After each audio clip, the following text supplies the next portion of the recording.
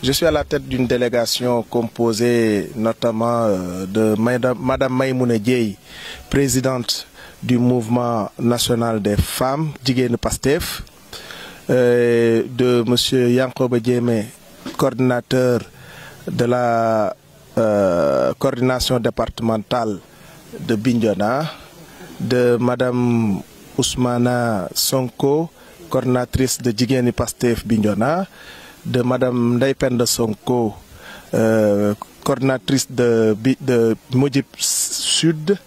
Donc nous sommes venus présenter nos vives condoléances au nom du parti et du président Ousmane Sonko à la famille de Cheikh Ibrahima Coly, tombé dans les balles des forces de l'ordre lors des manifestations.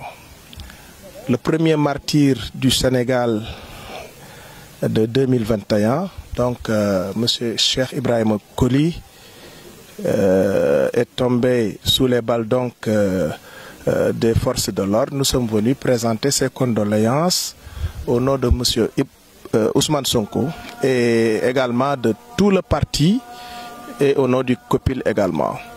C'est avec beaucoup de peine que nous sommes venus ici, beaucoup de peine, parce que nous pensons réellement que le Sénégal devait dépasser cette situation que nous avons vécue ces derniers jours.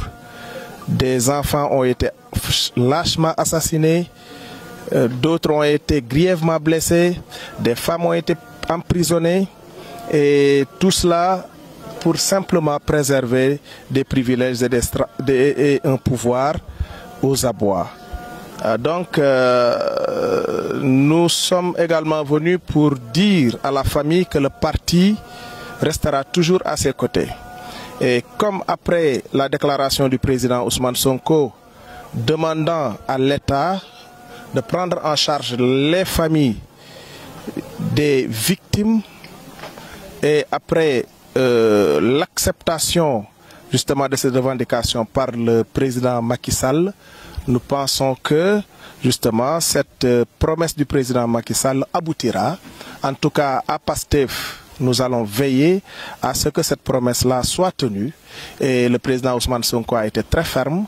Il a bien dit que le parti et le peuple sénégalais veillera à ce que cette promesse soit réellement tenue. Et nous attendons à ce que cela soit tenu le plus rapidement possible. Ce sera une affaire de tout le peuple sénégalais. Parce qu'il s'agit justement de questions de survie de la démocratie et surtout de survie de la nation.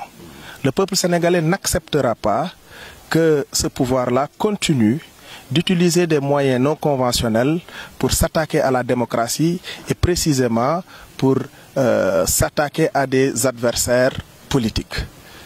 Donc le peuple fera face.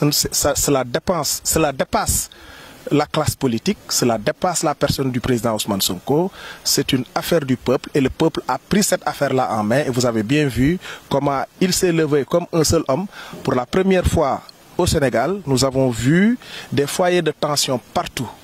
Dans l'histoire du Sénégal, nous savons nous tous qu'au moment où le président Mamadou Dia a subi le complot qu'il a subi, il n'y avait qu'un seul foyer de tension, c'était Dakar.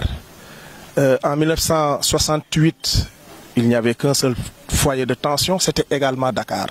Rarement on a vu une autre ville du Sénégal prendre le relais de Dakar. Mais aujourd'hui, nous tous nous avons constaté que c'est tout le Sénégal qui a bougé. Même les villes religieuses ont participé à ces manifestations pour dire que cette question est une question nationale. Le président Ousmane Sonko est devenu le fils de tout le peuple du Sénégal, ce qu'il a toujours été d'ailleurs, et c'est tout le peuple sénégalais qui le porte dans son cœur et qui le portera à la tête de ce pays.